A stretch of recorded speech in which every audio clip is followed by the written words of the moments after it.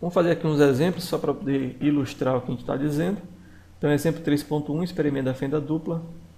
Utilizamos um laser para iluminar uma dupla fenda cuja distância entre as fendas é de 0,03 milímetros. Então veja como a distância é pequena, né? Isso aqui são 3 centésimos de milímetros. Isso aqui dá 30 micrômetros, né?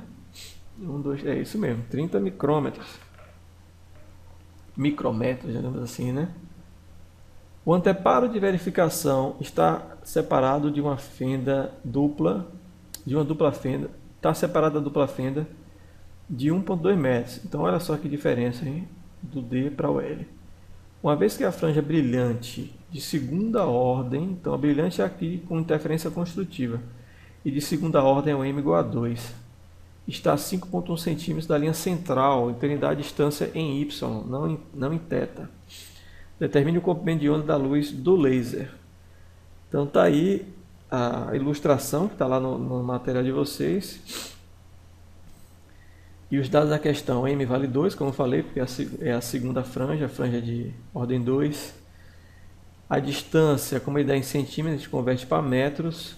O L vale 1,2 metros. E a distância entre as fendas, 3 vezes 10 a menos 5 metros, né? Tem que converter isso aqui para metros também. Então transforma tudo para metro e substitui na expressão, né, Y máximo é ml lambda sobre D. Então nós temos todas as informações. Só fiz aqui, né, um algebrismo para escrever o lambda. Quando eu substituo meus valores, eu encontro o comprimento de onda dessa luz é 6,4 vezes 10 ao quadrado nanômetros. Dá 640 nanômetros de distância. Lembrando que o nanômetro é 10 a menos 9. Para calcular o espaçamento entre as franjas, o que é espaçamento entre as franjas? É a distância entre uma franja e outra, certo? Então, para isso, basta a gente calcular qual é o Y da franja de ordem M e o Y da franja de ordem M mais 1.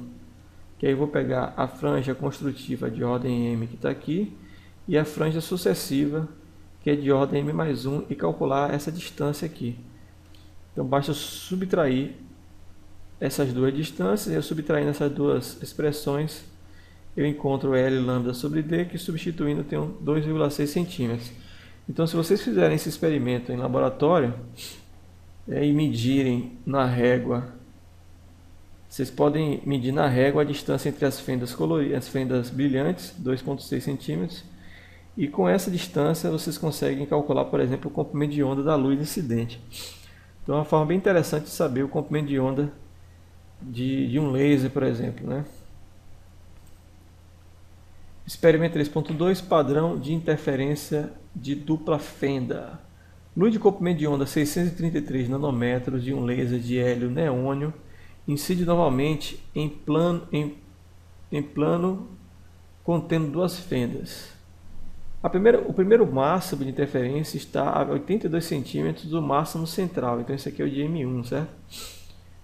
O máximo central é de M0, que está a 12 centímetros de distância. Então esse aqui é o valor de L. Desculpa, 12 metros. Mas 12 metros é muito longe, né? Determine a separação entre as fendas e B. Quantos máximos de interferência é possível, em princípio, observar? Muito bem, aqui está a expressão, o gráfico, né, o desenho do problema. Tem uma distância de 12 metros entre as fendas. E o primeiro máximo é encontrado a 82 centímetros de distância em relação ao máximo central que está aqui no meio. Então, para a franja de primeira ordem, eu tenho M igual a 1, então não aparece aqui, né? Mas a expressão está aqui. Ele pede o que mesmo? Determine a separação entre... sim, a separação. Vamos calcular o seno pelos dados da figura, porque eu tenho o valor do Y aqui, eu tenho um valor, né, que é o cateto oposto, eu tenho o valor do cateto adjacente, eu consigo calcular o seno. Está aqui, ó. Seno é cateto oposto, dividido pela hipotenusa. A hipotenusa, por Pitágoras, é a raiz quadrada do quadrado dos catetos. Então eu consigo encontrar o valor do meu seno. Aí substituindo, o meu D, aqui está o compêndio de onda, que é dado no problema. O seno eu calculei, eu encontro a distância entre as fendas de 9,3 micrômetros, bem curtinho, bem próximo uma da outra, né? Agora, quantos máximos eu consigo observar? Para isso, gente, se eu pegar a expressão aqui dos pontos de interferência construtiva, vocês vão ver que o valor máximo, quer dizer, a franja mais longe que eu vou enxergar é aquela cujo seno vale 1, que é o valor de máximo, né? O máximo que o seno chega, vale 1. Então, se eu considerar que o seno vale 1, né, substituindo aqui, lembrando que tem um m multiplicando aqui, então fica assim a expressão. Aí eu substituo o valor de D que eu tenho aqui no problema, o valor de lambda, e encontro que m máximo é 14,67. Só que lembre-se que m é um número inteiro, então ele não pode ser 14,67. Ou ele é 14 ou ele é 15. Só que se ele for 15, ele estoura, ele ultrapassa esse limite de seno de θ igual a 1. Então o máximo, na verdade, é 14 franjas de interferência construtiva, 14 franjas brilhantes. Tá certo? Então essa aí é a nossa videoaula de hoje. Espero ter esclarecido, ter sido o mais didático possível. E qualquer dúvida, postem na plataforma. E é isso aí. Até a próxima. Fui!